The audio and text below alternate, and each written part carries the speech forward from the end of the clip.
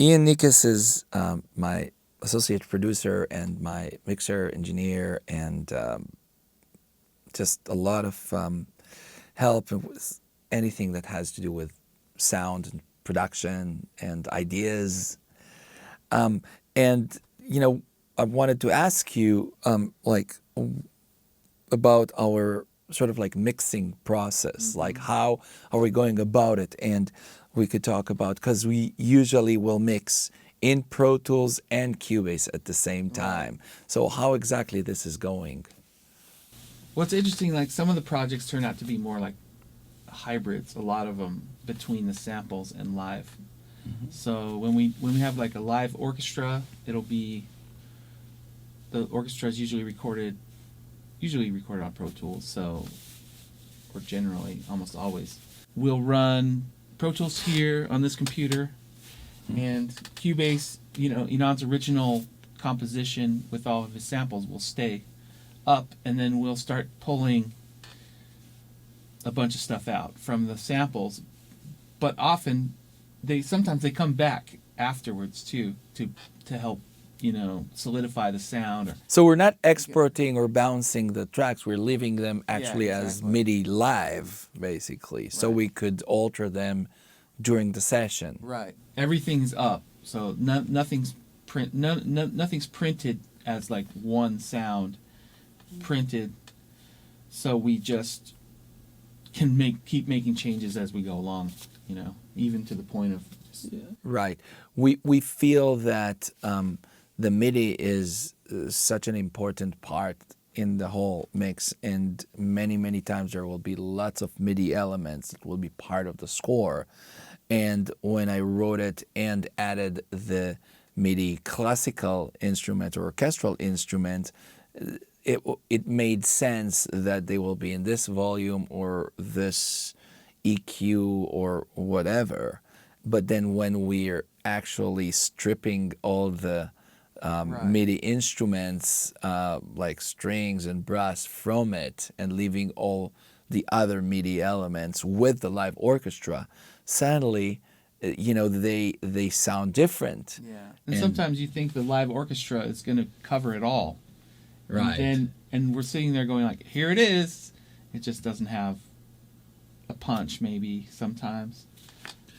Exactly. So then we could just almost reproduce and remix and equalize the whole MIDI instruments in a different way, so they could complement the same way, but this time the live orchestra. Right. Instead of trying to make the sound just the MIDI playing everything, now you have the orchestra, so now you're trying to just blend a little bit of this sample in to thicken it up. Sometimes it worked. Like I remember I was just looking at a stem last night of a choir thing, and the choir MIDI, of course, sounded cool, but then we put the live choir on it, and then put them together. But the live choir by itself just sounded too small.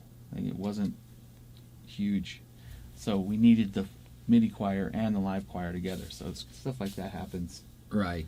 And also, it's funny because the end result for the mix sometimes needs to be very much dialed in to the mock-up version, talking about demoitis that some people have. They're falling in love with the mock-up version, and then you spend all this money on live orchestra and you play it, and this is really the way it should sound. But So do you want to discuss it a little bit? Don't make the mock-up too good. Well, no, that's the thing. Is like, but you have to, because then you don't get the gig. So right. It's this weird thing where you're just always... Constant battle. Yeah, it's a constant thing where you're always kind of playing that game of working... It's the same with refs too, though. I think that people get a ref in mind, and then they're like, "Oh, that sounds like this." Now it's a total, but the ref wasn't working, anyway. But they're like, "Oh, it's kind of close, so use this." But then maybe the sound of the ref is a certain way, and you're like, "Well, it's a totally different piece now. It's got a high melody instead of a low melody. It's got this and that. It's not going to sound the same, but but still, that's like, oh, why doesn't it sound like the ref? You know, sometimes, Exactly. So people are tending to fall in love with temp, with with mock-ups, because they hear it so many times. The way around it, by the way, that I've discovered is especially like how to sort of like make or cheat, quote unquote, and make something that sounds a little bit like the mock-up, but that you will be the mock-up, but you will be happy. Let's say that there is one non-orchestral element that is, significant in the mix, like a certain percussions or something like that. You will make sure that this will sound exactly the same. So once this is playing, along with the rest of the orchestra, it's like, okay, it sounds close enough because I hear this element and I really remember this element from the mock-up. So yes, this will work. Yeah. So this is one Good. technique, that we could use this. And everything else around it just sounds infinitely better, but you have this one thing that you've kept. Exactly. That's good. Well, how we have it triggered now, how we have it going now is a stripe, basically a SMPTE track that's spitting out audio to the Avid, which is off, and then that locks Pro Tools that way. I'm pretty sure we've tried it, a few different ways. There's also another way to do it, which is just with the MIDI, which is another good way to do it. There's a lot of different ways to do that, and there's one best practice way, which I can't remember exactly what it is right now, but we'll probably switch to that eventually. It's funny because the studio is like this weird organic beast that's always changing. Like there's always new stuff coming in, new stuff old stuff going out. We have a new reverb, and then you just replace your keyboard, and then samples, of course, are always coming in. Right. New samples are coming out. So that's a big part of it. It's just always changing. So that, I think, that's why. Yeah, you have to keep up. But overall, like we said, when you hook Cubase to Pro Tools, first you need to make sure that it's like 100% tight, because with many elements, even if you do it like the old way was, like Ian said, like the stripe of SMPTE code or tone that is playing, still you could have some weird, You have to make sure the frame rate's right. You have to make sure the tempos, if you have tempos on clicks that are changing, make sure you print the MIDI from that click. But even then, sometimes things will be off by a frame or half a frame. So the best way actually to do it is run like the Yuri click from there, from the Pro Tools and from the Cubase. And once it disappears, it's canceling each other, then you know that you're 100%. Because even if it's like, it's still not exactly. And it influences the whole dynamics between the MIDI and the orchestra. So it really, really important. I know many other people are just basically printing stems out of their MIDI. That's the most simplified way of mixing. And then they're playing it with a live orchestra as one session in Pro Tools. It makes a lot of sense. However, the way I would always prefer that I will have the flexibility to change on the fly things until the last moment, until like the whole cue is mixed. And remember, many times when we're recording, we will record the whole orchestra together. So brass, woodwinds, strings, sometimes even percussions will be recorded together. Really, really hard to create separations. So then you don't have a lot of control with that. So at least with a MIDI, you'll have enough control to play around and to make it sound the best. Yeah, I mean, we go in and change even like velocities and notes on the MIDI to match certain things, or in the a lot live, of exactly. in the MIDI too. So Right. as we're kind of doing both sides as needed, and it gives us the flexibility to incorporate both elements, the MIDI and the live together, without having to compromise and say like, oh well, we printed that already, so we're stuck with it.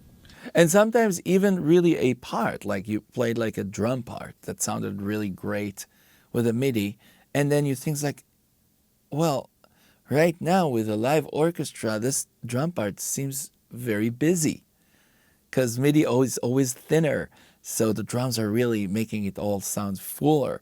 But the live orchestra is so full on its own, you don't need that many drums and many driving things because it speaks so well on its own. And then you'll go to the drum part and you will really simplify it and you change it. It's not that you change the sound, you actually change the part. You know, you're making it much simpler. You're almost like replaying it to work with a live orchestra. No, we will change stuff for sure. I mean, sometimes like, you know, either you will take out or sometimes you will even add stuff. Because now when with a live orchestra, I really feel now I'm missing some low-end support from the drums, because with the MIDI, they were totally prominent. But now with a live, you know, I need to bring in some maybe low booms like bass drums and something like that. And that will be like a total addition that was not there before. And that's what I mean by keeping everything very flexible and dynamic. And we call it sort of like the dynamic mixing, you know, which is, it's not traditional at all, you know, the way we're mixing here. But since music is being composed solely on, you know, synth, when you go to record live orchestra, things change so much. You need to take into consideration, you know, all these things, and the dynamic mix is, I think, it's the best solution for it. I think the most we change is when we have to actually slice like a whole chunk. You know, when we get into actually re-editing pieces, it doesn't happen that much, but sometimes it does. It just becomes clear, like, okay, this was working, but now it just needs an extra few bars, and that's makes it pretty easy, because, you know, if you printed it, you would have to add reverb or something, give it a tail or whatever, and with the MIDI, you could just always just play it, you know, you just like, you know, physically play it on the fly, you know, with a live orchestra. And that's, again, it just makes things eventually, so the connections between the MIDI and the live orchestra is so seamless, and it seems very cohesive. To make sure that when, you know, that the orchestra and MIDI they don't sound separated, like two different entities. Honestly, the reason why this works in this studio versus in some other people's studios, and, you know, is because a lot of times when you print stuff, you're committed and you lock down a path, and you can't remake that decision 15 times. A lot of composers and engineers, and myself included, might say, okay, well, I'm leaving this open for myself, and then change it 100 times and take up their whole day. Whereas I feel like, you know, it's pretty good at like sticking with an idea, and also just like let's make this happen, and doesn't like float off. We don't have much time. He doesn't float off into like, okay, let's try, you know, -1 dB, up 1 dB, -1 dB. Let's do that like 14 times, and then listen back. It's kind of like it's either working for him, or it's not working for him. It's generally what I find. Like, it's either, yes, this feels good, or get out of the way. Let me fix something. So that's my experience. Why it works well to leave it open like that, because it only, even though it's open and we could change literally everything, we don't change literally everything. Right, and EQ, for example, is a huge part of it. Sometimes when you will write everything in a mock-up, you know, then you will basically, EQ is going to be whatever it is. But then when you put everything together, you have to do, then suddenly like some frequencies are starting to jump, and you either need to apply like an EQ on the whole mix, to make it to a more reasonable point. And sometimes I was like, all right, so everything seems to be in place, but it just doesn't sound really right. And this is where you start to apply some EQs to take out some specific elements in the frequencies that sometimes that were not there before, and now they were created when everything came together, and you need to start, working with this. So this is also, but timeline is everything. And, you have to deliver 40 minutes, in 4 days.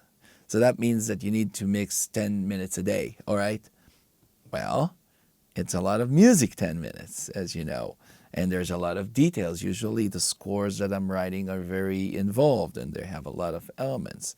Then you have to be really disciplined to tell yourself, all right, we're not going to mess around with things forever. We need to bring it to a point that we think that it is good and it's solid and it is true to what we're looking for, and move on. The move on part is really important.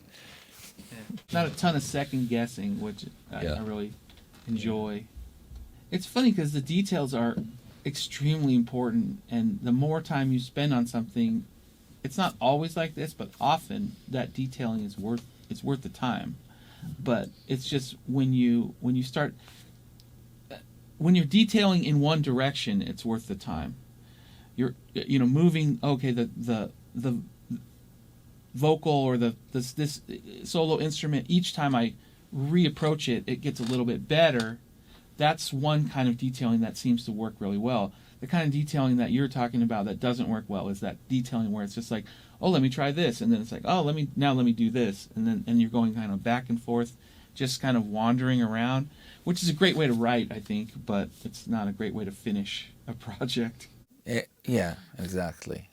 Specifically when always we're under some sort of deadlines, so there's not much time, to do all these trials and errors process. I mean, everything has to have a purpose. I feel that sometimes people are falling trap to technology and to the ability to alter things, and they're losing the sense of, okay, but what are we actually here for?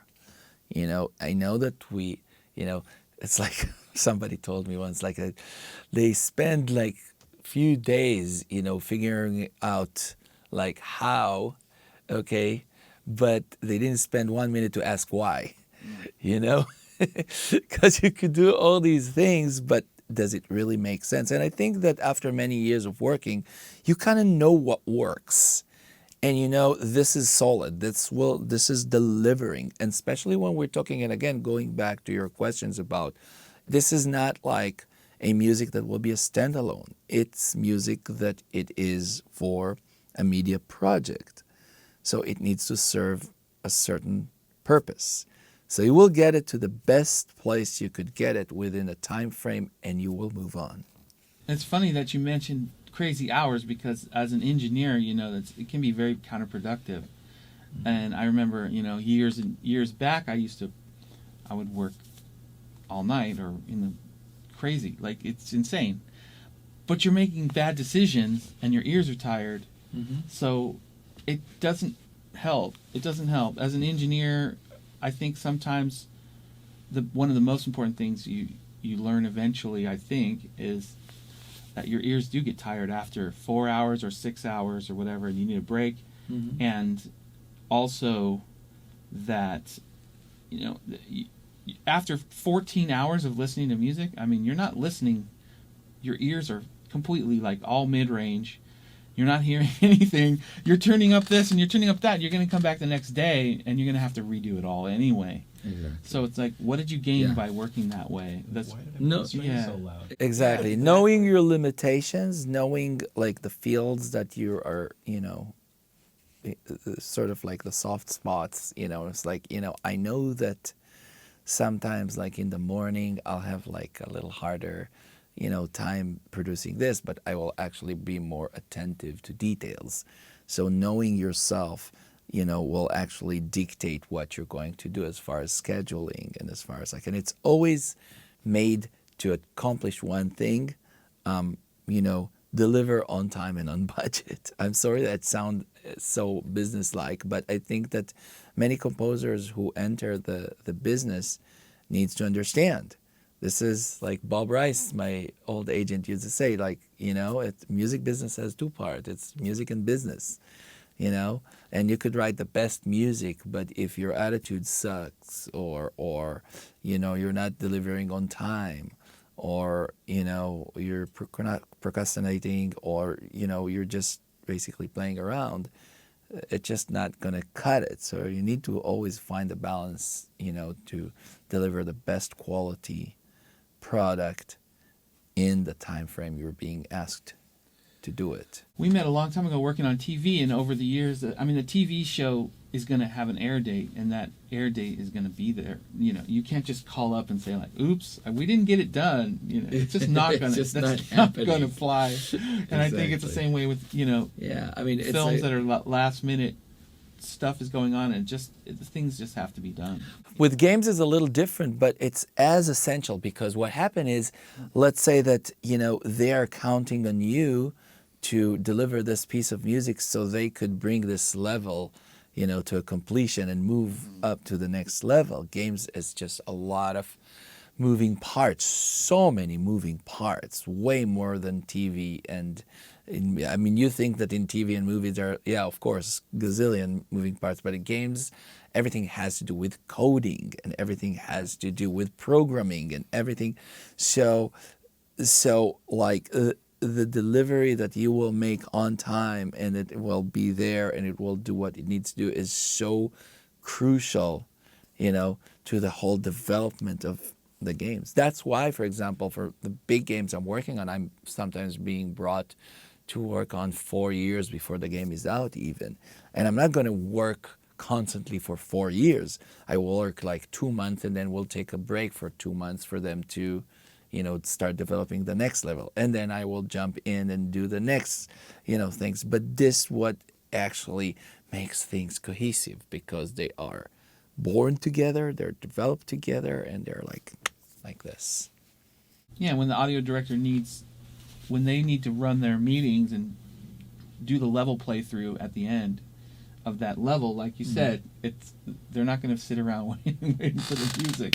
Exactly. It's going to be bad. Right, exactly.